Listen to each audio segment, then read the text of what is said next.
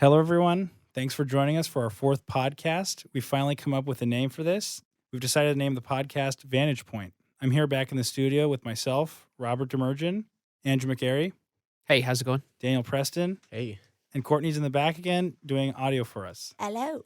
And I want to say thank you to Moody for providing the platform for us to be able to record this. So just getting right into this, what are we talking about today, guys? We're talking about the Genesis 6:4 Nephilim. Yep. So this is a very controversial topic, and what I'd like to do here is present a supernatural view for this passage. But before we get into this, why is this important? What is it for people who don't know? What are we talking about? Why is this important? I want to hear from you too, Andrew. Why is this topic important? What is it about? And just kind of give us a little crash course on what this is. I believe it's important because it really highlights the corruption of humanity as a whole. From start to finish, we see it peppered throughout the Old Testament, a little bit in the New Testament, not so much. Kind of have to dig in to certain Mhm. books a little bit more. But it's important because it really does show the depravity of human nature, that we rebel against God, that we don't want to listen to him, that we don't like what he has done because of sin in our lives. And like Sodom and Gomorrah, like the angels in Genesis 6, that's kind of the theme that you can pick up on throughout scripture, from Genesis 6 and then into Hebrews 13 and 2 Peter and Jude. That's kind of the exegetical view. Okay. So real quick, Dan, I want to get to you and why you think it's important. But real quick, let's just kind of set the stage for this. So Genesis 6:4. I want to read this verse real quick because I feel like I want to provide more context for our listeners who may not know what we're talking about. But so Genesis, first book of the Bible, chapter 6. I want to read verses 1 through, let's say, 4 or 5. And this is the text. We want to focus on this because this is a highly debated pericope, to use some advanced language that me and Daniel were using earlier, a piece of text that is highly debated, and it's important because it depending on how we interpret this, it will either it'll support different types of worldviews. So anyway, let's get into this. So Genesis 6, verse 1. Now it came about, and this is, I'm reading from the New American Standard version for those of you curious. So now it came about when men began to multiply on the face of the land, and daughters were born to them, that the sons of God saw the daughters of men were beautiful, and they took wives for themselves, whomever they chose. Then the Lord said, My spirit shall not strive with man forever, because he also is flesh. Nevertheless, his days shall be 120 years. And then this is the fourth verse, key. The Nephilim were on the earth in those days, and also afterwards, when the sons of God came into the daughters of men, and they bore children to them. Those were the mighty men who were of old, men of renown. So this is kind of just a snapshot of that chapter, but this is the key verse that we want to talk about. And so depending on how we interpret this, we're gonna end up all different places. So Daniel, so real quick, before we get into some common interpretations of this passage, I want you to talk about why do you think this topic is important, why it might apply to our listeners, and et cetera. Perfect. So this passage, as previously said, is Genesis 6, 2 through 4, essentially what we've read. But this is placed very strategically before the Genesis flood narrative, when God declares that he is sorry that he has created man, because, okay, let's just read it. The Lord saw that the wickedness of man was great in the earth, and that every intention of the thoughts of his heart was only evil continually. And the Lord regretted that he had made man on the earth, and it grieved him to his heart. So the Lord said, I will blot out man, whom I have created from the face of the land, man and animals and creeping things and birds of the heavens, for I am sorry that I have made them. But Noah found favor in the eyes of the Lord. ESV, Genesis 6, 5 through 8. But this is important because depending what you think of this passage, it highlights, it gives background justification for God wiping out creation. It's not only because of this, but it's a pattern that humankind has taken upon themselves to continually go against God, to take advantage, the rich and powerful, of the weak and poor, and to essentially slander the image of God to the point where God's like, oh my goodness, look what I've created. Every thought, inkling of their desire is only evil all the time. Yeah, I think that's a good point. Mm-hmm. That's kind of the conclusion I've come to. Basically, that humanity is when God gave them dominion in Genesis 2 and 3, he said, "Go forth, multiply." And they did that.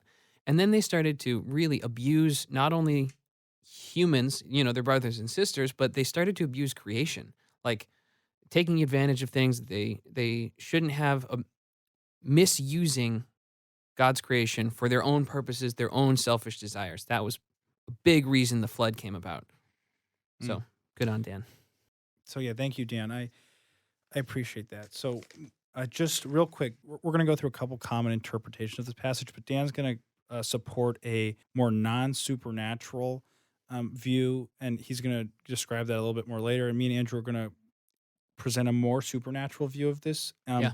And a goal is I really want to synthesize ideas here, not to like, just accept things that are contradicting, but like pull out the truth of what are these different interpretations getting at, or what are they overlooking? And specifically, in one of the classes I've had here, actually specifically focusing on Genesis, really highlights what Dan was just saying, which is the focus of God in relationship specifically to man. I don't want that to get washed out when we start talking about specifically the Nephilim and how that gets interplayed. But I also don't want to say that, well, just because the Nephilim can't be here, at least in a supernatural sense, this in the view that we're going to present, can't be there because this is solely focused on man. And so I want us to dialogue with that. Sure. Let's talk about 3 of the common views Yeah. of this segment. And so I'm going to present 3, and then the 4th is a supernatural view. So the first common interpretation is that is righteous Sethite men and wicked Canaanite women. Again, I don't want to put up a straw man just to knock it down, but I'm just trying to summarize these views quickly. Essentially, this is interpreting the sons of God in verse 2 to refer to godly men from the lineage of Seth, and the daughters of men, also in verse 2, to refer to wicked Canaanite women. So essentially, of God and of men are, I'd say, more, I'm not sure if I'm using this correctly, but like a morality indicator. It's showing that, so these sons are from, this is the righteous, distinguished from the of men, The unrighteous. the unrighteous. And there's this interbreeding, between righteous and unrighteous and humans. It's more allegorical or Well, symbolic. There could, it kind of sounds silly to our ears, but if we really look at Nehemiah and Ezra, a huge Yeah. component of Israelite tradition or culture is to stay within Yahweh worship. So because of we see intermarriage. it was Yeah. because of marrying idolatrous women that Solomon fell, and eventually Judah was taken into captive. So when they return from the exile, we see Nehemiah getting really upset when he sees children of Abraham marrying Canaanites. He Intermingling. intermingling. Yeah. Yes, it's a big deal To the in point, the Old Testament. Isn't Yeah. there even a mandated divorce, I Yes. believe? Yeah. Mm-hmm. So, and that's kind of an interesting segment as well. Okay, so that would be one view. That's our first view. And then moving on, so I think, Dan, this is more a view that you support, and maybe critiquing a little bit, but it's essentially powerful rulers who used their power to amass wives, and they entered into polygamous relationships, and they established royal dynasties. And so this is coming from these views are being quoted as presented in the Moody Bible Commentary. So, but yeah, so this is how they describe this view. And Dan, any words on that, kind of that view, just briefly? Yeah. So I wouldn't necessarily doubt that that's what a lot of people would say, given the Moody Bible commentary states that as a particularly viewpoint or vantage point. Mm-hmm. But I would push back a little bit on the emphasis on dynastic creation and polygamous relationships. Okay. I think that the core of the message of Genesis 6 is really highlighting extortion of powerful at the expense of the weak. Okay. So it's not necessarily the creation of dynastic Rulership. Okay. rulership Lineages or something. the amount of wives they have necessarily, because it's not necessarily condemned in the Old So Testament. you see it as more the abuse of Power. authority and power Yes. versus polygamy. And let's get a little bit into the original languages here, but I think Robert previously mentioned the Hebrew for sons of God is B'nai Elohim. But yeah, B'nai Ha Elohim. Yeah. And so there's two words for God, essentially, in that are often used in the Pentateuch, and it's Elohim and the holy name Adonai, Yahweh, as you've maybe heard of it. And there's key distinctions. Yahweh is the personal divine name that distinguishes personal the name, yeah. Israelite deity, I guess.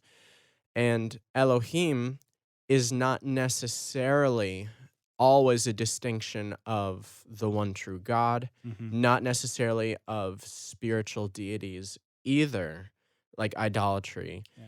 Oftentimes, it's a designation of rulers. So the Okay. key of Elohim is ruler. So the So- B'nai Ha Elohim So would. the sons of rulers, there are some Jewish English translations that translate this. Sons of rulers saw daughters of man were beautiful Mm-hmm. and took them as their wives. Okay. Whatever. But so I see the key distinction here as these are sons of powerful rulers that are abusing their power at the expense of the weak. And this is why I'm saying it's such God views this in such grievous manner, because through his mandate is to take care of Mhm. creation. I mean, when in the New Testament, when Jesus is asked what is true religion, he says to care after orphans and widows, Mm. essentially the most vulnerable in society. Yeah. So that would be what I would advocate Okay. for. Interesting. Okay, so just moving on to a third view, and this is the one actually supported as, like, I guess, the best view by the Moody Bible commentary, and that is this, and I'm quoting: a view consistent with both the context and language of this passage views men (parentheses the sons of God) as taking women (parentheses the daughters of men) in marriage (parentheses), for which the expression "to take a wife/woman" is normally used. And then so to restate it without the parentheses is men took women in marriage. And so I personally don't like this view as much. It seems to, I understand what they're getting at, but it just seems to wash away a lot of what is, I believe, trying to be presented by sons of God, daughters of men, and so it's just, I feel like it's kind of washing things away. And there's not, I'm not sure that there's not too much I want to say more on this, but this is essentially kind of along with the other views, except it's not really, it's not really saying too much. The last thing I'd add is that in verse 4, Genesis 6:4, it says, it talks about the Nephilim being just mighty human warriors, and they equate it with, so Nephilim, we'll get into the words a little bit later. I know Daniel was talking about this a little, but Nephilim means fallen one, I believe, in Hebrew. And so they equate that with the Hebrew term Gibborim, which means mighty men. And because Goliath is called a Gibborim, a mighty warrior, they equate those two terms together. So it's these Nephilim were mighty warriors. So I would push back and say that Goliath was a Nephilim, and that's why he was a mighty warrior. So it was because he was this that he was that. Not that because Goliath was a mighty warrior, we can say that these Nephilim are also. So I would take it a little different. I don't want to spend too much more time on the views because I want to get into the words themselves. But so that's kind of just a snapshot of those Crash views. course. Yeah. So I don't want to straw man these things. If you hold to this view, that I'm not, Daniel, obviously we have him here. This is an open dialogue. We want this kind of flow of ideas. I don't want to just push things off because we don't agree with them. But again, if I misportrayed it, please somehow get in contact with me. I think you can actually message through the podcast app on Anchor. But anyway, so just getting into the key words, I want to touch on 3 words that are key here. So that is in verse 1, man, ha-adam. In verse 2, sons of God, B'nai Ha-Elohim. And in verse 4, giants, in the King James is translated giants, or Nephilim, which is just the transliteration. And so this is also the Latin word like titan. Mhm. And I want to get more into that because that's very important because That's an interesting topic to go down. there's a lot there. So we might not need to spend too much time on the first word, but I just wanted to briefly bring it up because I feel it really dispels some of the points of the first few interpretations. Also, for those of you interested, the majority of the information for these interpretations is coming from Dr. Arnold Fruchtenbaum in his book of Genesis. He's got some stuff written. I don't completely adhere to his position, but there's some good information in there for those of you interested. And second, the Bullinger Bible has some notes and appendixes in the back that are useful as well. So any of you interested where we got this from, specifically me and Andrew's position, if you want a more biblical focus and study this, I'd suggest you look at those locations. So just to get into things, I feel like we've been dancing around it a lot. Genesis 6:1, man ha-adam. So the term man in verse 1 refers to all of mankind. This word is generic. It means humanity in general, including both male and female. At this time, men and women from all lineages, descending from Adam and Eve, are multiplying on the face of the earth. Verse 1 goes on to say that the daughters were born to them. There's no distinction between Sethites and Canaanites at this point. So this is more just dispelling that first view. The daughters are born all from all lines of humanity. However righteous or unrighteous they may be, it is these same daughters from all tribes and lineages of man that the sons of God saw and took for themselves as wives. Yeah. So just what I'm trying to say is there is a clear dichotomy, or just setting apart of these two factions, man and of God, that's being set up right at the gate with using ha-adam. There's no distinction here. And so Can we just clarify for a Yeah. second? So Benai Ha Elohim means what? okay, so yeah, that was the second word I want to get into. That is sons of God. Now, and Okay. I want to get into that. Yeah. Do So you you want to touch mentioned- on that now? Yeah, let's do it Okay, now. go ahead. You Yeah. mentioned a dichotomy.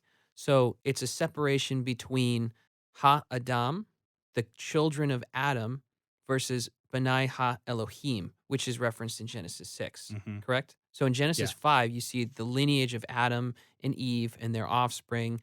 And then in Genesis 6, you see the kind of this corruption of that lineage come in via the angelic. That's how it plays out, essentially, right? Mhm. Yeah. And just moving forward, since we're going to touch on it now, this is key. B'nai ha Elohim. I want to talk about this I guess phrase. Now, sons of God. Yeah. Now, real quick, just snapshot forward to the New Testament. We are adopted children of God, right? We're sons of God. So, Amen. so I can see. And maybe I'm incorrect in saying this, but if we're essentially reading New Testament and Old Testament, again, I might be incorrect in saying this.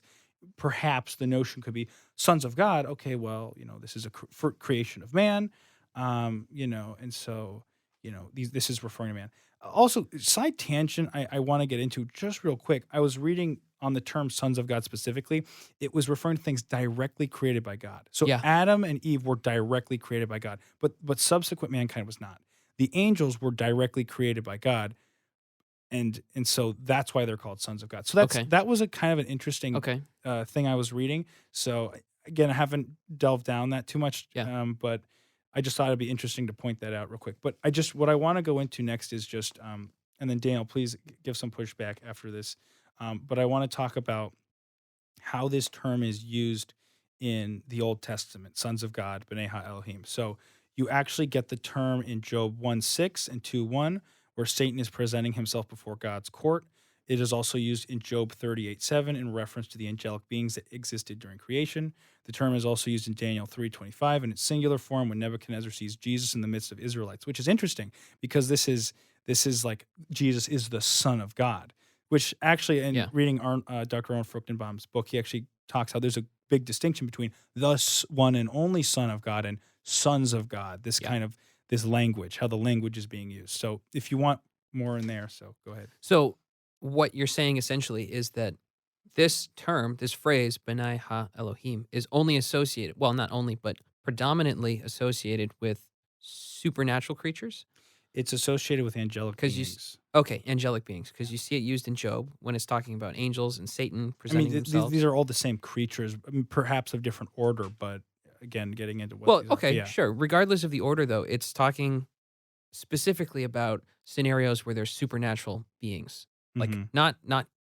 not human beings, but angelic or supernatural No, beings. You see it yeah. associated with Satan and angels in Job. You see it associated with the fourth person in the midst of the fire among Shadrach, Meshach, and Abednego, right? Yeah.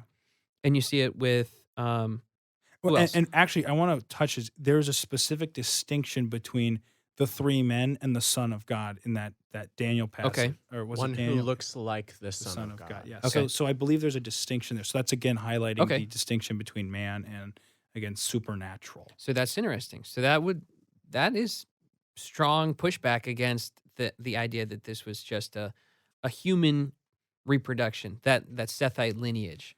Yeah, and getting with Ha-Adam, focusing on all of mankind. Again, if you want I would just reference back, please. If you want more details on how that term is used, I would reference those, as I previously stated, those books that I mentioned. But again, I just a couple more usage. Psalm 29:1, 82:6, 89:6 use a similar term, sons of the mighty, but these are also referring to angelic beings. So yeah, so these are just these are the usages of the term. And again, I think Andrew, you just kind of laid out it's creating this distinction. Yeah, Daniel, any thoughts on that? Yeah, so everything you're saying is fairly strong evidence leaning towards the claim, but just to maybe offer a little bit of feedback, doesn't Yeah. necessarily make a conclusive standpoint. The book of Daniel is an apocalyptic literature written roughly 900 years. So most scholars would say after the book of Genesis, Yeah. different terminologies, languages used. Book of Psalms, Job, also written a solid 500 years later around that point. Mm-hmm. And Yeah. yeah, I guess So you're saying there's some sort of shift in usage, perhaps? there is possibly, and I'm not so sure. And I think I'm just going to give my two reasons why Yeah. I would say I would not support a supernatural claim that deities are coming down, not deities, but angelic beings are coming down. The first one is just I really don't think that the spiritual realm takes on human flesh where they're able to seminally transmit And create DNA offspring. Yeah. towards women and create offspring. That just does not seem to be supported anywhere. Interesting. Hang on. I don't know about that actually, though. Just real quick, do you guys want to delve down that rabbit trail? Because if you want, I just want to continue just Sure. kind of talking about that. But I love that point. That's a great point. That's a So good do you point. guys want to touch on it now or get Sure, back to let's it? go for it. Okay, but just real quick, Daniel, before we move on, I just want to read that just regarding how usage might have changed. I was reading again referencing back to those books, but the usage in the Septuagint, Josephus, Book of Enoch, Dead Sea Scrolls, Targum Pseudo Jonathan, to 7 pseudepigraphical books, to Philo and the Midrashim, even other Semitic, other neighboring Semitic languages saw this term. It always referred to angelic beings. So I would say that perhaps not that there, at least the people, within the the apocryphal period, or even before then, and then slightly after, and then I guess after the time of Christ, they all saw this as a reference, to, at least the term "sons of God," to angelic beings. So, Yeah. some scholars, and pushing back to that, and this is coming again from same sources, but some people think that the purely human view of 6.2 began with Augustine and Chrysostom. So I think that they and I haven't researched this, but just kind of throwing that out there, perhaps. And again, if we know anything about Augustine and some of these, there was a lot of, what is it, allegory? Yeah. Am I correct in saying that? A lot of Yeah. allegory seeping in. Symbolism So the in sun- interpretation of Scripture and the Old So Testament. sons of God is again seen through an Augustinian or Christomic view. I'm not Yeah. sure how to say that. So that's that. But just I want to get back to your point.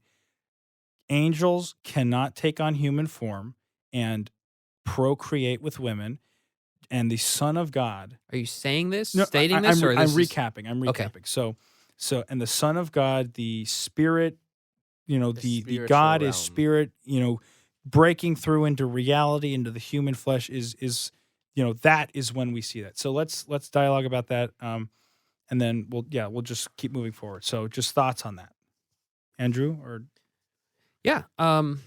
So for a long time, I held to Dan's position. I was of the belief that it's impossible for something spiritual to reproduce in a physical nature, in a physical way. I think that gets. I got that because it doesn't make sense. How can you have something that is spirit reproduce something physical? Yeah. From a logic or a reason standpoint, it doesn't necessarily make sense if you're being strict about it.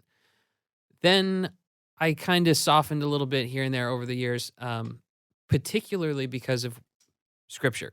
And my understanding is that they can reproduce. Angels can reproduce, though they shouldn't. They have the capacity to do that.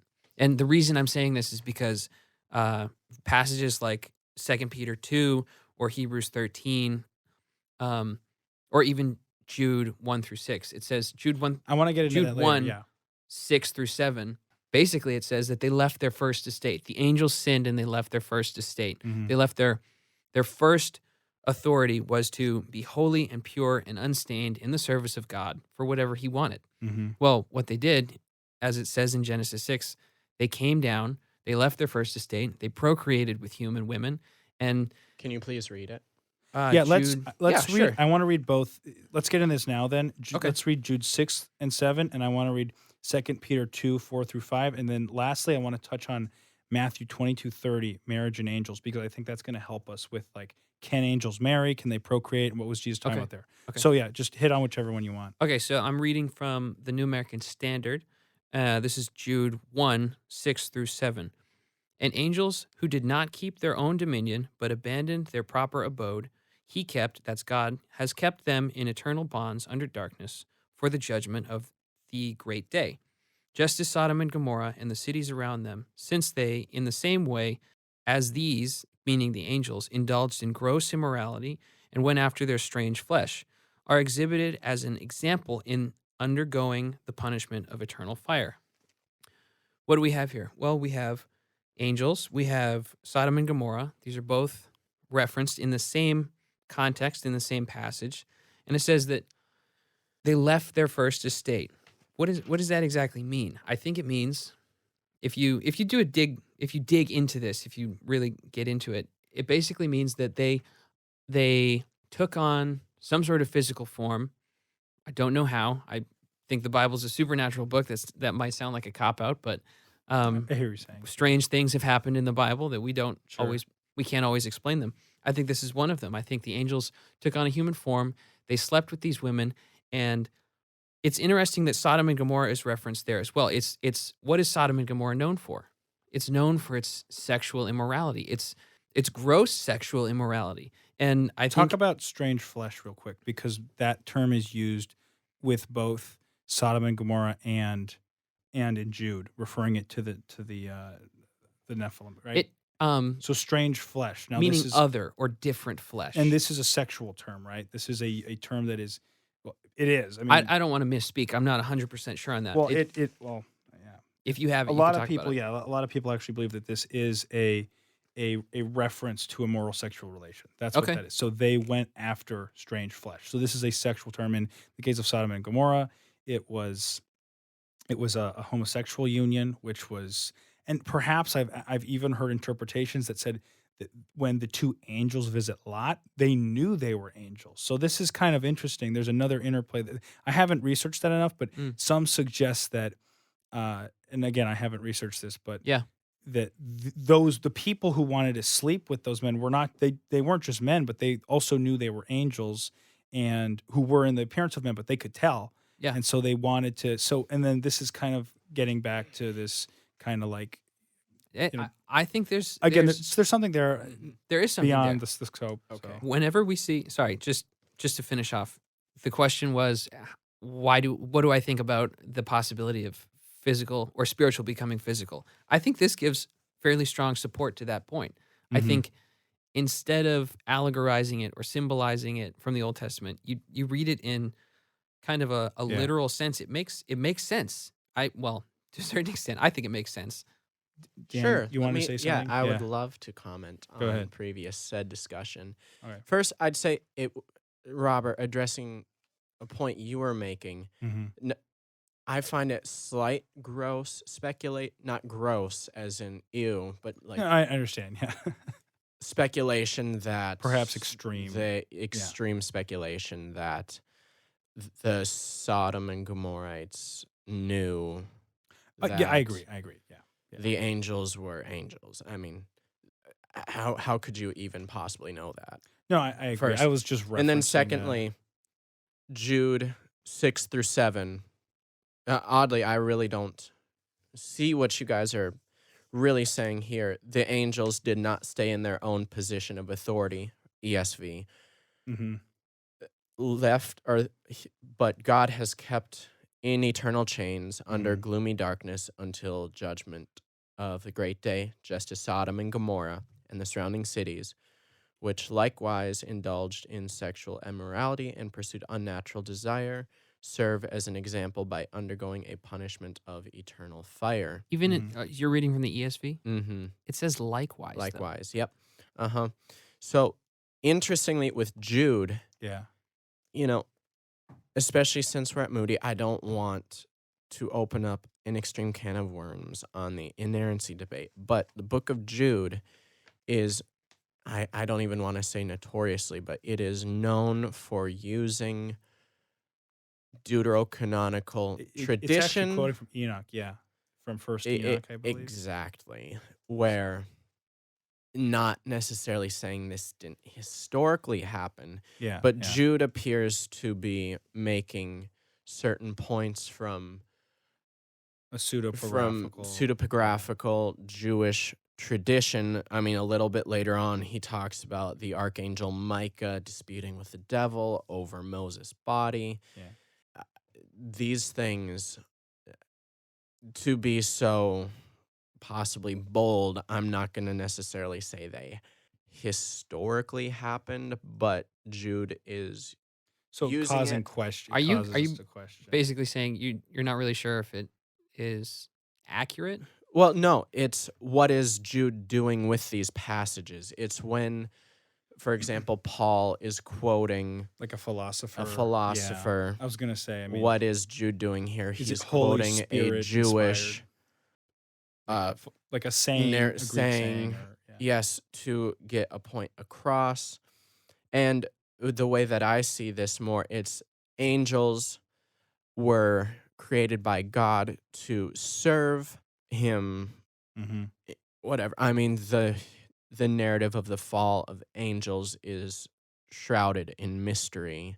I mean, sure, a lot of theologians speculate that certain Isaiah passages, which are primarily directed towards, is it Cyrus? I think can also be transferred in a secondary manner towards Lucifer and the angels too. I'm not going to really say that you can't, but the point is it's mysterious. But Okay. I think what we can, with a certain degree of certainty, Sure. Yeah. say is that angels were created by God to serve him. There seems to have been a sort of rebellion. I think Mhm. this is kind of what it's talking about. So their primary position of authority was the in heaven, Yeah, yeah. wherever that is, serving Your God. second heaven. And then what did they do? They put their own desires Yeah. in front of their Duties, naturally perhaps. created station. They sought to usurp their role in an act of likeful pride, I would say.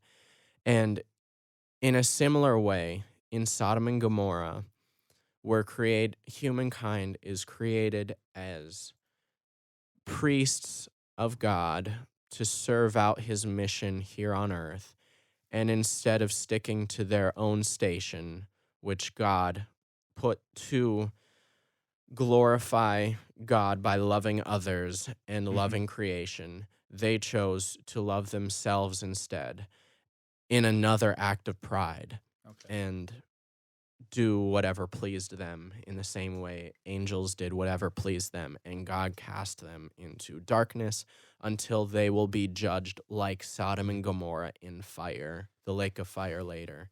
Like the judgment of Sodom and Gomorrah is like a foretelling of the future lake of fire. So it's like a going after of desires kind of thing in contra. Yeah, so God created humans and angels for a specific purpose, Okay. and we and angels chose to not follow our created purpose and do what we want to do instead. Okay. Yeah, no, I However, yes, I would say to your guys' points, it does in the ESV say, which yeah. likewise indulged in sexual immorality. To continue with my claim, I'd say he's using Jewish and by deuterocanonical, I mean after the book of Malachi, before Jesus, what's known as the 400 silent years. Mhm. Jewish literature was written So during before that the OT and time. the new T. Yes, NT. in Yeah. between the New Testament and the Old Okay. Testament. There's Yeah. Jewish literature that's written that um, He's drunk. Jews and Protestant Christians do not recognize as scripture. Eastern Orthodox, Roman Catholics, Ethiopian, Yeah. Coptic churches, they recognize this literature as I know the canonical to a Ethiopian certain church does. extent. Yeah. Real quick, I want to get back to something Andrew was saying that might address some of these things. But Dan, I really appreciate that. I think that is highlighting a certain aspect of how we as created beings are going against what it is that the order that God has set up. So I really appreciate that view, and kind of going with that idea a little bit. I want to talk about again the spiritual meshing or interacting with the physical, and so uh, I would say that there is a set order to the world, a divide between the physical and the spiritual. We see that. We know that. I think it's clear actually in Hebrews. It says that be careful who you're showing hospitality to because you might be entertaining angels unaware. Exactly. So we know from scripture that Oh, that's a angels good can point. take on the form of human. Yeah. So I mean it's that I don't know if there's any kind of Okay. debate you want to make about that, but to me that seems pretty straightforward. I don't know. Oh, I completely forgot about that. Thank you, Courtney. That's actually very helpful.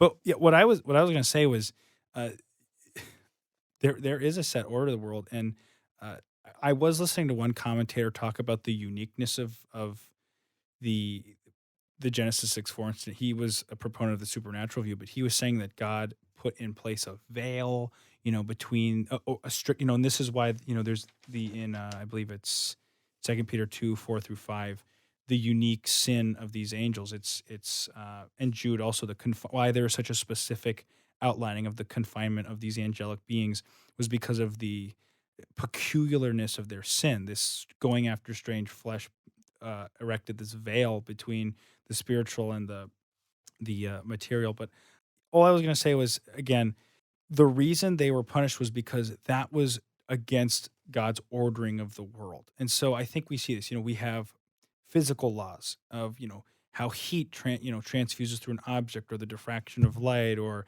density and buoyancy, these kinds of things. We see the physical order, but there's also a spiritual law in a sense. We see this in the Bible, obviously. We even see this in the legal codes. Why is murder wrong?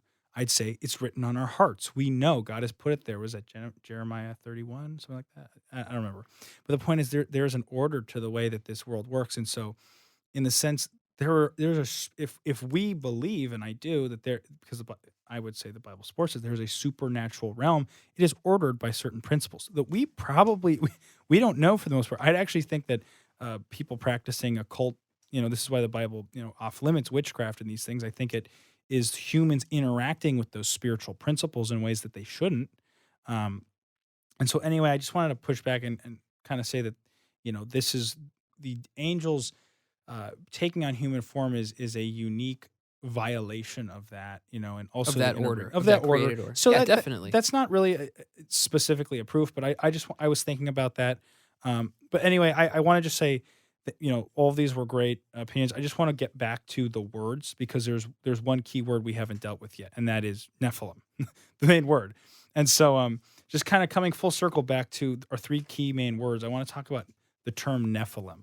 And so I want to talk about where that came from and how it's been used, and also I'd say how it's been mistranslated a little bit. And so due to the variety of ways it has been translated, the word Nephilim often appears translated in most English Bibles.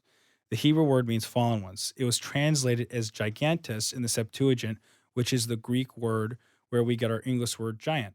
Translations such as the KJV use the term giant. Gigantus, however, was the Greek word used to express the Latin idea of the Titan, a being who is simply half God and half man. So actually the writer of this segment, who's a proponent of this view, doesn't believe that the Nephilim were actual giants. He believes they were simply superhuman in the sense of intellect and physical attributes. Maybe we'll do a different segment on what exactly were the Nephilim. Were they actual giants? Were they just superhuman beings? So They I'm were giants. I'm kind of on the I'm not sure what to do with that myself. I think the key there is archaeological evidence, which we'll get into, I believe, in our second segment if we get to that. Yep. Or perhaps we'll touch on it today. The rabbis who were translating the Hebrew Bible to the Septuagint used this term. What was it? Gigantus, because it at the time it was taking that idea, the Hebrew, the Nephilim in Hebrew was referring to this demigod. Again, and just kind of to what we'll be touching on, I want to talk about mythology and the demigods. What were those? Where did that mythology come from? Is that a corrupted interpretation of what the Bible actually said? And I would say yes. And so we'll get into that later. But it's the concept of this hybrid. It's this half being. So that's where the term is coming from and how it was used, why it was translated that way.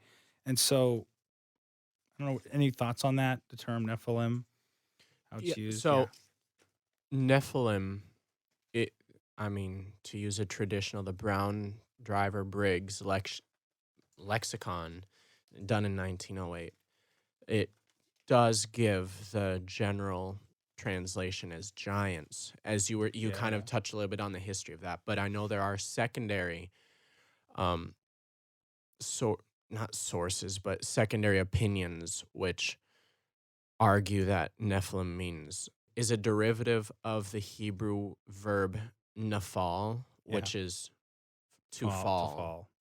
So I think that would be a more faithful Hebrew hermeneutic, to use that word, phrase for the term Nephilim. I disagree with that, just to push back, because if you interpret it that way, if you interpret it as someone who has fallen, then why is it necessary that Goliath has cubits given in reference to his height?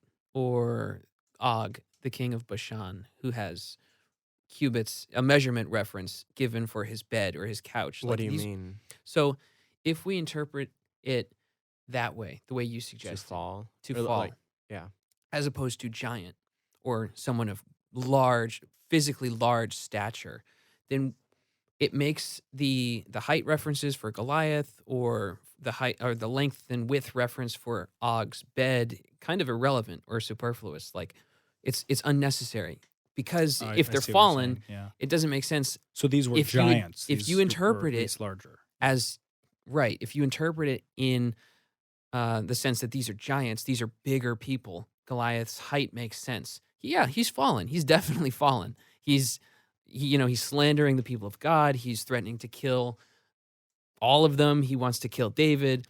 Well, it just it proves the superiority of God, of what David did when he goes in front of this army with literal giants in them.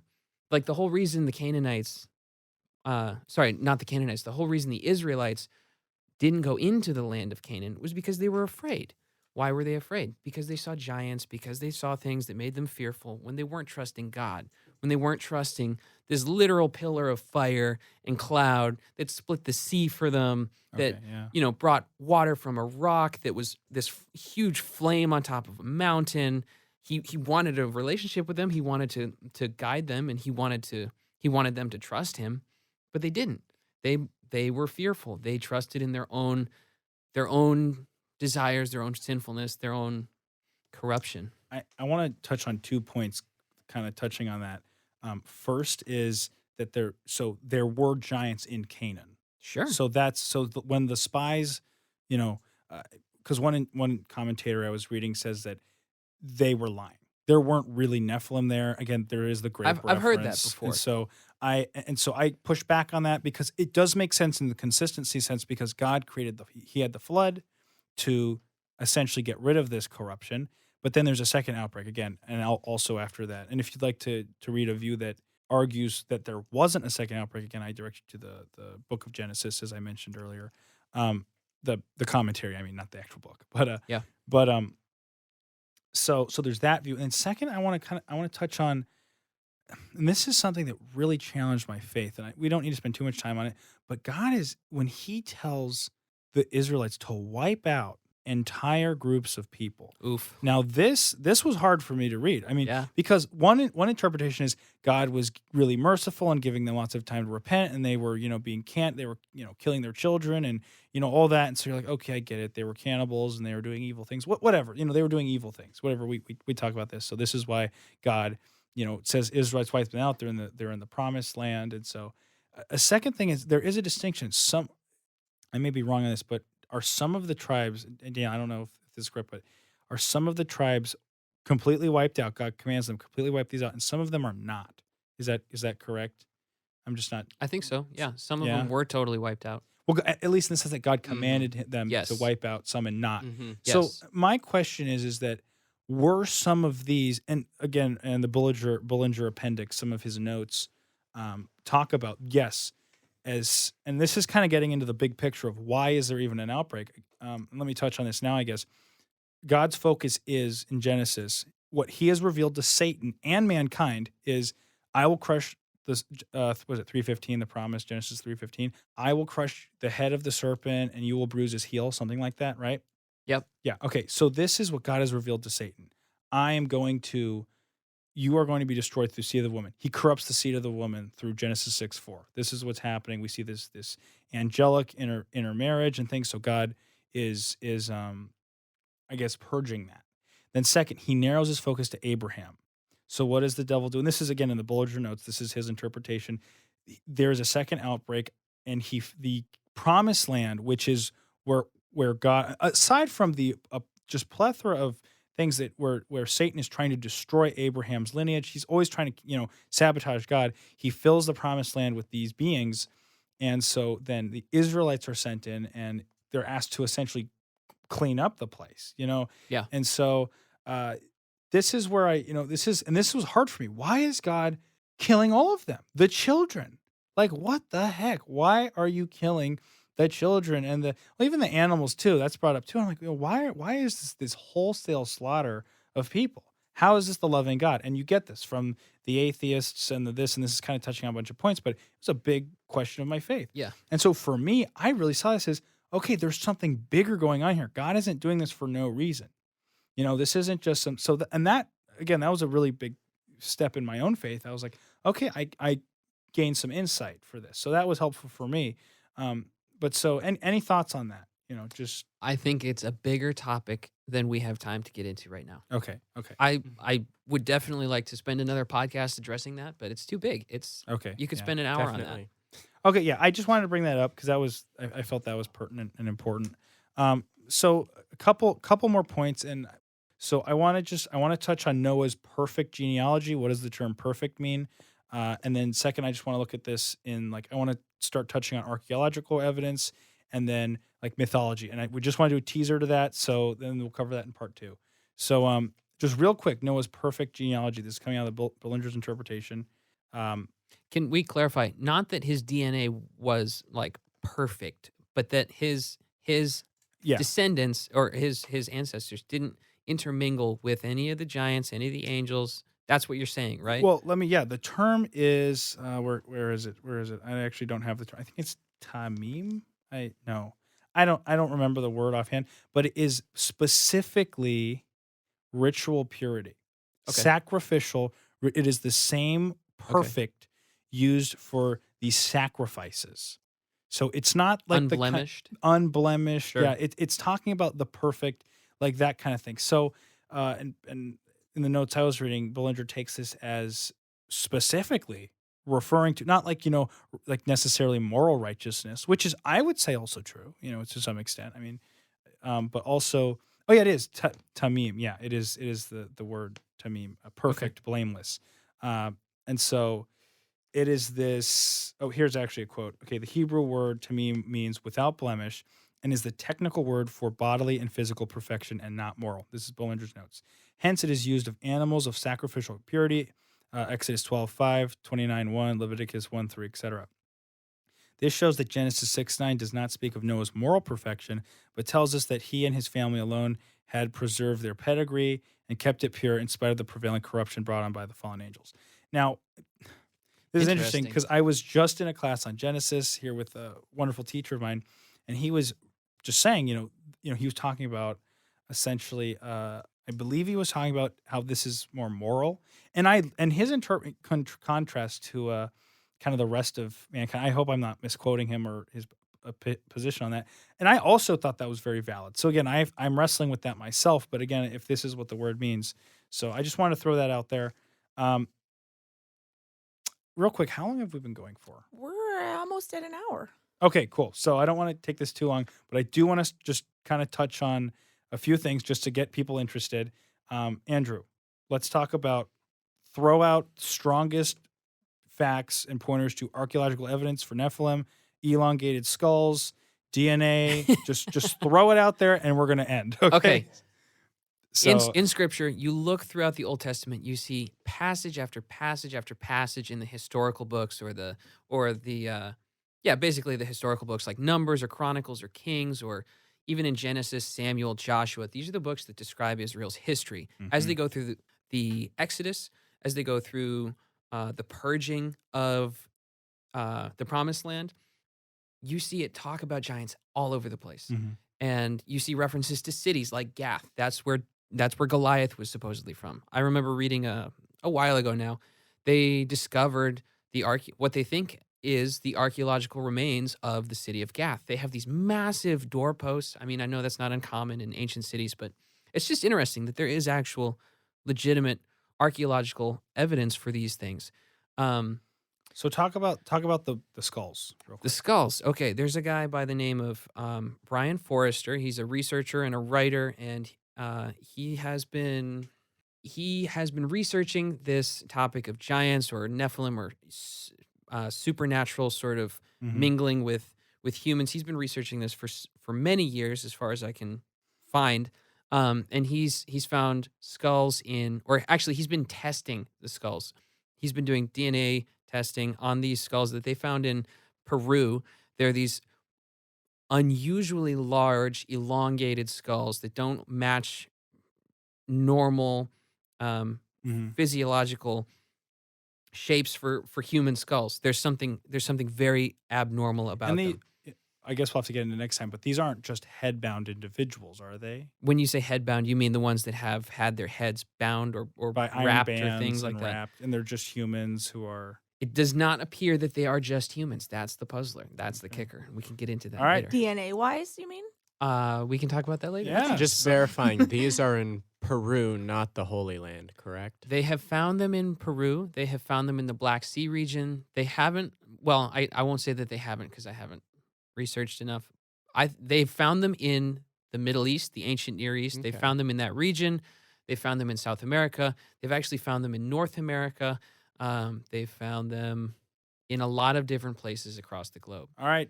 So you know what? That is a topic for next time. So just in closing, I want to say a few points. Number one, thank you guys for being here. I feel like I want to provide a balanced platform for these kinds of discussions. I don't want it to be just here is one view, and because I know there's so many other people who do not hold to this view. This is a minority view, the supernatural view, and I accept that.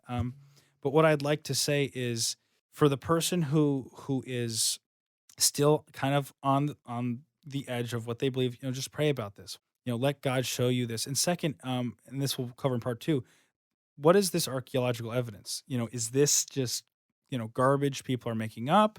Is this something that are people just seeing what they want to see? We're gonna get in that more next time. But thank you for joining us, Daniel. Thank you, Andrew and Courtney. Thank you all for being here, and thank you, listeners, for tuning in again. Because without you, this wouldn't mean anything. So, let me just end in prayer. Dear God, I just thank you so much for this podcast, and I just pray you bless all listeners out there, Christian, non-Christian. I don't know who's listening, but everyone out there, just bless them. I pray they have a wonderful day, and I pray that they'll think about what we shared today. Yeah.